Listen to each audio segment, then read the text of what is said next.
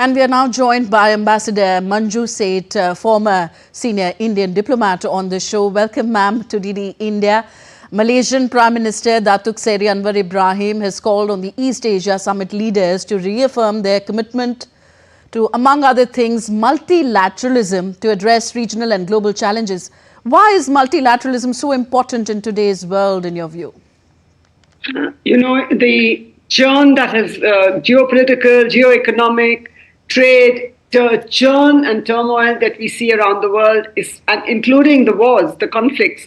Of course, there seems a temporary peace in Gaza, but still not complete peace. And I think the situation has deteriorated somewhat in Ukraine, Russia war also. So things are not what they, what they could be and should be. So in this, and with unilateralism of the US especially becoming, quite unpredictable, it is important that countries form multilateral, multipolar, not form, but be in these multipolar and multilateral organizations and strengthen them so that they are able to put forth their points of view instead of being, especially by the developed world. The developing world particularly needs multipolarity and multilateralism much more than the Western world.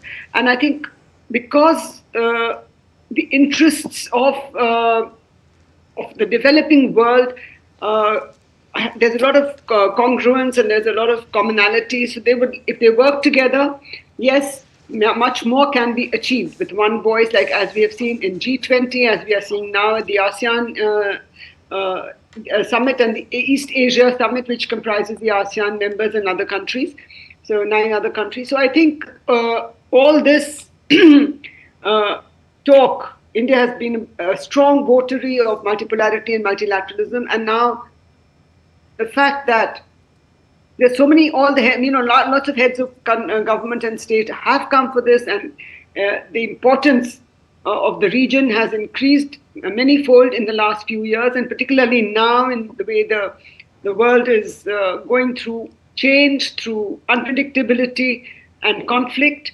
The trade regime is completely overturned, and the US's unilateral kind of tariff war, as it's termed, as it's labeled, is creating problems for every single country.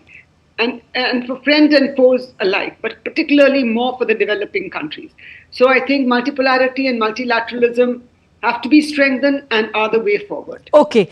India's External Affairs Minister S. Jaishankar, speaking at the East Asia Summit, emphasized the growing concerns of supply chain reliability and market access and the constriction of energy trade. Now, do you see these 3 issues as just a passing concern or a worrisome issue in the longer term? Absolutely, I think it's a worrisome issue given the asymmetries in the supply chains, and again, as we saw China holding back some of the critical minerals and critical magnets required by other countries, and other countries, the US holding back its semiconductor supplies to China, chip supplies. So I think definitely. Supply chain disruption has been very, very strong. Ever since COVID, we have seen this happening. And I think supply chain reliability is extremely important. Market access, I think, is again going to be a problem because countries are becoming more closed rather than open. The WTO was meant to make, the world trade, so to speak, was, to be on certain to follow certain regulations, be rule-based, etc. But I think nowadays nobody seems to be, the bigger countries, at least the bigger developed world, seem to be not following what they themselves, sort of established. So the rules-based order, the rules-based trading order has all been sort of turned on its head. Energy, again, we can see is another area where there's a lot of problems countries are likely to face with, uncertainties about, where they are headed. And, on the one hand, promoting renewable energy, but also promoting traditional, fossil fuels, fossil-based fuels. So I think these concerns are not short-term. They're going to be there around, at least in the foreseeable future. Okay, External Affairs Minister Jaishankar's address at the summit also highlighted India's strong commitment to further strengthening maritime cooperation in line with the ASEAN outlook on the Indo-Pacific.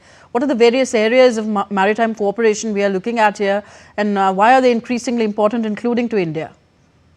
I think overall, if we see the way, the way things have evolved, especially if you look at the South China Sea, the Indian Ocean, everywhere there is a kind of, attempt to control the maritime areas and to misuse, to misuse their power in the various areas. And maritime security has to be ensured to ensure the free movement of trade and trading and ships, etc. These sea lines of communication can easily be disrupted by any country. And I think that more and more is becoming, and including, the underwater cables that are there and regional security and, with as AI and modern warfare methods are evolving very rapidly, and the submarine and submarine technologies and everything is evolving so rapidly that the maritime domain has become extremely prone to being misused and attacking or harming security of a third country, of any other country. So I think it's become very important that maritime security be ensured, and for that ASEAN, where most of them are in the Indo-Pacific region, in the South China Sea, and for India, which has a huge maritime border coastline.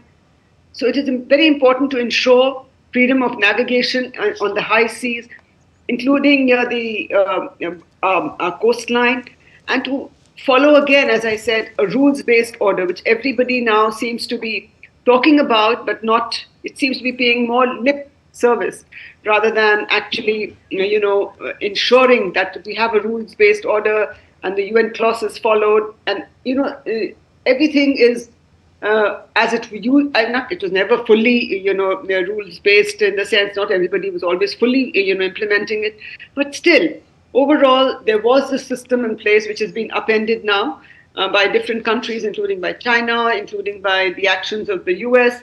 So I think it is very important that countries come together again, once again, and especially the developing world, to reinforce and to ensure that there is implementation of all these rules and laws which ensure maritime security, so that trade is not disrupted, freedom of navigation is not hampered by any one country. So I think all countries need to work together and ensure that, ASEAN, of course, but also in the, the other countries in the, as you know, Quad was being promoted at one time very strongly, but other countries in the region, Japan, Australia, the other Pacific nations, all of them, including India, need to work together to ensure that maritime security in that region, as well as in the Indian Ocean, is safeguarded.